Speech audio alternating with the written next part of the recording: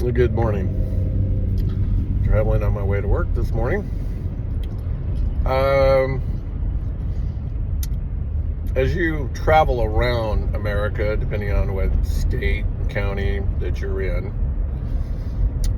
you'll notice a lot of strip malls. And one of the things you need to pay attention to is how many buildings no longer have a business. They no longer have employees. They're no longer operating. And how many people are getting laid off. Big Lots is presently closing 300 stores. Dollar Tree is in trouble. And a few others because people have no money. Some people, it's like on the jobs report, which has been a bunch of lies and fabrication. One of the things to keep in mind is how many of those jobs are part-time and how many people have 2 and 3 jobs just trying to make the ends meet. That's not quite in there. And I've known people who are receiving food stamps and welfare, and they don't want to go to work because they will lose what they have. In other words, minimum wage job isn't going to offset, the one person getting like $1,200 in food stamps, or it's actually called something else, EBT or whatever. And but as we actually had 8 years under the Obama administration, and a lot of these policies went into gear, and then we had 4 years of Trump, and now we've had almost 4 years under the Biden administration. And under Trump, we were definitely more successful. More people of color were working, and a lot more of the economy was moving. And now this present person, and it's like, I watched the debate last night, and I was highly entertained by all the lies, and I was entertained by the biasness of the news media. That's actually what caught my attention, and one-sidedness. This individual knew the questions before started, had training, practice, because the quality of speech she did last night was actually pretty good, but it wasn't her normal level when you listen to her in some of her speeches. So she had training. You could tell there was a difference in training, and it actually worked. But in a lot of ways, she still never answered the question. And when it came to the fracking on the oil, the Biden administration went in the very first few days and just began shutting down and closing the oil left and right, and started changing, offshore drilling up in Alaska, just one after another. And also, a lot of people don't know they were actually shutting down a lot of mining, which would have brought in more gold, more silver, and more copper and other precious metals. A lot of times when they're digging for gold, silver, and a lot of other metals come up in the process, but a lot of these were shut down. And as far as a strategic supply of silver, I don't believe America has much. In Fort Knox, we question whether or not there's any gold there, but yet China, Russia, a lot of other nations around the world are purchasing a lot of gold and a lot of silver. One nation is not. It's us. So as our economy begins to crash and begins to just go into oblivion, you're going to feel the pain. It's too late. Even if Trump gets in, he will have the ability to soften the landing, but because of the policies of the last 4 years and the spending of the government for even longer, we're crashing. The best thing you can do is try to get out of debt as much as possible. Minimal, try to make your living expenses as minimal as possible, and hopefully you got a good, secure job.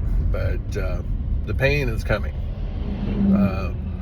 There are going to be a lot more people in the breadlines. There's going to be a lot of kids to go hungry, and for the ones that are in a good position, you're going to be called to help out. but it's a lot of it's too late. We are, I know, pretty much in a recession, and I would say in some ways we're headed towards a depression. But use your common sense when it comes to voting. And would you rather have a businessman or a politician who's actually achieved nothing?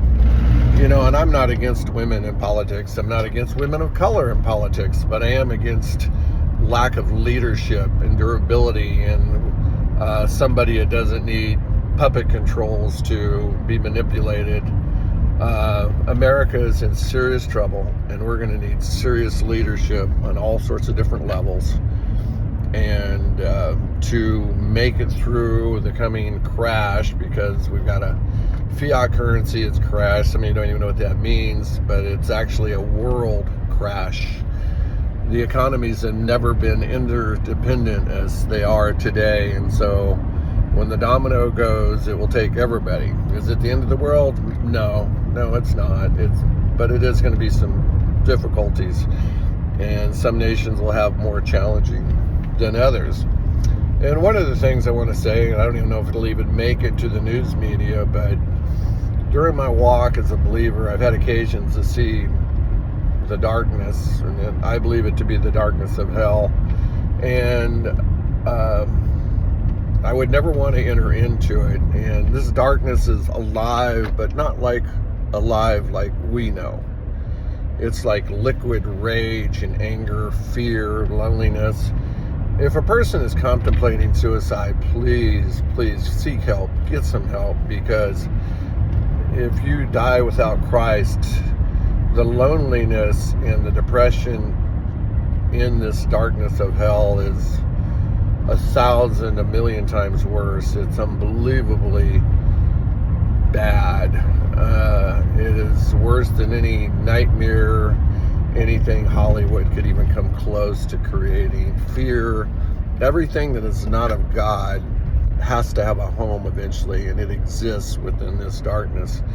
And for you news people who like to perpetuate lies and don't like to tell truth, be very careful, because as you drink the communion cup of the devil, the father of lies, and you're out there seeding lies through either social media or the TV, you are drinking that cup of lies, and you become owner of those lies.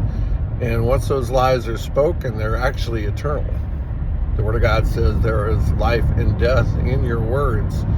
And when you speak forth the roots that cause division, hate, and a whole bunch of other things, instead of standing for truth, upon your death, and if you die without Jesus, if you die in a way that the blood of the Lamb does not cover those sins are not blotted out, your tongue will begin to swell. And this is something I was shown. I can't always back it up with the word. It was just something I saw. But your tongues will begin to swell. And as you sink down and enter into the darkness of the Spirit, and you enter into hell, the lies will turn like concrete in your mouth. And when you enter into the darkness, you will never scream. And screaming in hell is actually a privilege. One of the very few that's kind of exist, and it doesn't seem like much of a privilege. But for you, perpetuator of lies, since the enemy is the father of lies, you have become his child. And what you will suffer is unbelievable. And this isn't meant to cause fear. This is meant to cause warning. And I do believe very much that hell is real. And from some of the things that I've seen. And we need to be right. Our greatest strength in America that can happen is to people truly get committed to the Lord, to walk in the morality and in the Word, and ask God to heal America, to heal this land, to heal this nation, and for us to stop allowing our children to be abducted. And it's like with the little island situation, where did all that go? How come there's no names? Where's the list of people? Where's the accountability? When you hide a sin, you drink the communion cup too. When you hide something, it should be revealed or something. And the thing is, once you hide this cup, whatever those children experienced in terror or horror or whatever else, that becomes yours too for you people who do bad things to kids. It will always be yours. For every child you touch, you will get to feel the torment that you gave them over and over and over again. And you will have all their suffering, all their mental and emotional hurt and pain. Also, you will have the parents' hurt and pain, and you will carry it over and over. And if you did something to more than one child, you'll receive the second child, everything they went through, and all the terror, all the fear. And I believe, this is just me, that the demons of hell have a certain opportunity to play with these people who denied God and arrive in hell. And I believe those demons will do to you what you did to those children. And that's just me. This might get me kicked off of YouTube, and I'm a new person, and a lot of people won't even listen to this, but we really need to get ready for the Lord. And the debate last night,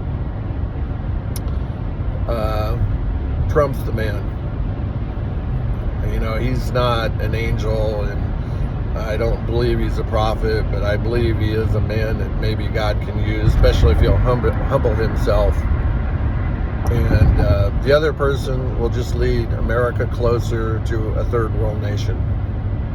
She does not have the thinking. She's been a lifetime politician, and they're not going to be able to solve these problems. Their idea of solving a problem is taxing the people, but the people are now running out of money. There's no more to tax. The jobs and, you know, the cost of food and inflation, the line, you know, the thing is, if you believe any of their crap, it wasn't that long ago, a pound of ground beef was around $3.50. Then it went to $4. Locally, some ground beef now is $5. I talked to a guy in California, and he told me for cheap ground beef, they've been paying $8 a pound. And what happened if that pound of ground beef was $12 a pound or $20 a pound? And voting for the wrong person right now, yeah, that's what you'll get. And we don't need to walk in fear, but, you know, if you can get some extra groceries in your house, you better do it. If you can get some water in your house, you better do it. If the lights go out, or you can't afford electricity, or they hack the grid system, be ready. Have some lanterns, some candles, whatever you need to keep light, a secondary heating source, and man, just look, ask God to be your provision. Say, Lord, you provide today what I need tomorrow. Lord, you provide today what I need next week. You provide today what I need next month. And build that relationship with Jesus and reading the Word. And a lot of these things coming, God will put you in a good path, in a good spot, and you can be an overcomer. That's what we are. We're overcomers. And also in the process, you'll be able to pray over a lot of people that are going to be hurting and reap a harvest of souls. And when you stand before the Lord, you'll have fruit. So be blessed in Jesus' name. And like, subscribe, comment, let me know what you think. I really don't want to be chewed out or cussed. I'll just cut you off. But if you need some words of encouragement, I'm hoping to give them on some of my other stuff. This is the longest one I've done. Thank you. You guys have a wonderful day. Bye-bye.